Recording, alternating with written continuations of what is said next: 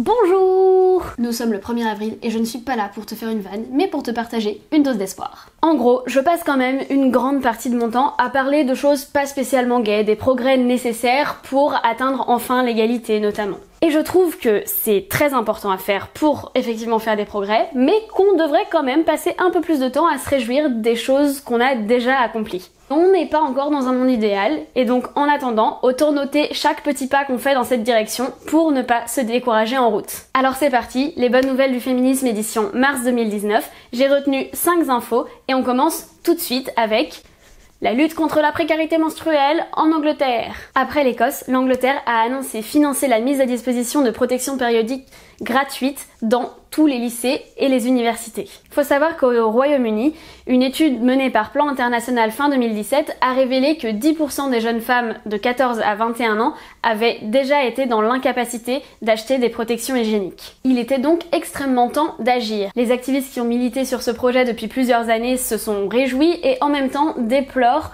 que ce programme ne soit pas mis en place dans les écoles primaires puisque de plus en plus de jeunes filles ont leurs règles à un très jeune âge. Cependant, c'est quand même un premier pas dans la bonne direction, en espérant qu'en France aussi le gouvernement s'inspire bientôt de ce genre d'initiative, car en France aussi c'est un problème. Voilà, clique là si tu veux voir à quel point c'est un problème en France aussi. Deuxième bonne nouvelle du mois de mars, une cité de l'égalité et des droits des femmes va ouvrir ses portes à Paris. Il sera administré par la Fondation des femmes et selon leur communiqué de presse, le lieu va servir à pouvoir accueillir plein d'associations féministes, leur permettre de travailler ensemble, de collaborer. Il pourra aussi servir de lieu d'accueil, d'orientation et d'information pour des femmes ayant besoin de consultations sur leurs propres droits et ce sera également un lieu pour promouvoir le féminisme à travers des expositions, des débats, des conférences. Troisième bonne nouvelle, le 21 mars dernier, Zarla Erlam est la première afghane à avoir remporté l'émission Afghan Star. En 14 ans d'émission, c'est la première femme à remporter ce prix. Cette victoire est un symbole dans un pays où les talibans, le groupe religieux ultra-conservateur qui a dirigé le pays entre 1996 et 2001, pourraient bientôt revenir au pouvoir. Cette possibilité inquiète fortement les ONG féministes, puisque sous leur règne il y a 20 ans, les droits des femmes et les libertés en règle générale, comme par exemple le droit de danser ou de faire de la musique, avaient fortement régressé. Zarla Erlam a accueilli cette récompense en affirmant que ce n'était pas seulement sa victoire, mais également celle de toutes les jeunes filles afghanes, et elle a depuis affirmé vouloir faire de sa musique un instrument pour se battre pour l'égalité. Quatrième bonne nouvelle.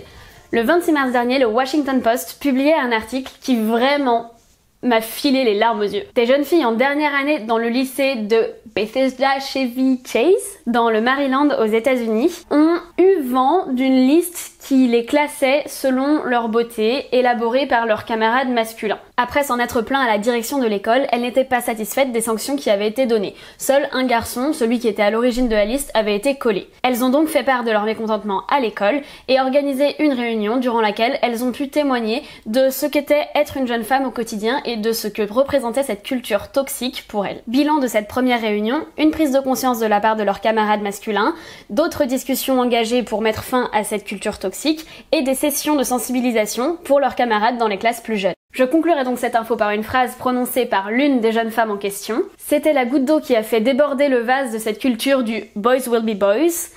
Nous sommes la génération qui allons faire changer les choses. Yes you go girl! En vrai, ça m'émeut énormément de raconter cette histoire parce que pour moi, c'est le symbole que le futur est déjà là. Cinquième et dernière info de cette vidéo, ce 30 mars, une militante écolo et avocate anticorruption a été élue présidente de la Slovaquie. Le second tour de l'élection présidentielle slovaque avait en effet lieu ce week-end et c'est Zuzana Čaputová qui l'a remporté avec 58,4% des voix, un score totalement honorable. Son élection est une vraie bonne nouvelle dans un contexte où on associe plutôt l'Europe de l'Est à la droite extrême et au populisme, avec par exemple la Hongrie de Viktor Orbán ou bien encore la Pologne d'Andrzej Duda. C'est vrai que dans ce contexte, elle détonne. Elle a notamment à son palmarès le prix Goldman, qui est un prix décerné à des militants écologistes. Mais elle défend aussi le droit à l'IVG, les droits des personnes LGBT et surtout elle se bat contre la corruption et c'est quelque chose de très important en Slovaquie en ce moment. Il faut savoir qu'il y a un petit peu plus d'1 an, il y a un journaliste d'investigation qui a été assassiné avec sa compagne alors qu'il menait justement l'enquête sur des soupçons de fraude fiscale et ce genre de choses. Ça a été un vrai tsunami politique, ça a conduit à la démission du Premier ministre à l'époque. Donc voilà pour les enjeux. Après, il faut savoir que la Slovaquie a un régime parlementaire. Le rôle du président est donc essentiellement symbolique, même si c'est elle qui va devoir nommer un Premier ministre. Il faudra quand même attendre les futures élections, notamment les élections législatives de 2020, pour voir si cette tendance se confirme, mais on pourra déjà avoir un indice un peu plus tôt avec les élections européennes qui se profilent en mai 2019. Voilà, c'est fini pour ce mois-ci. J'ai mis dans la description plein de liens sur lesquels vous pourrez trouver davantage d'informations que ce que vous avez pu avoir dans cette vidéo où j'ai juste touché ces sujets du doigt. On se retrouve bientôt.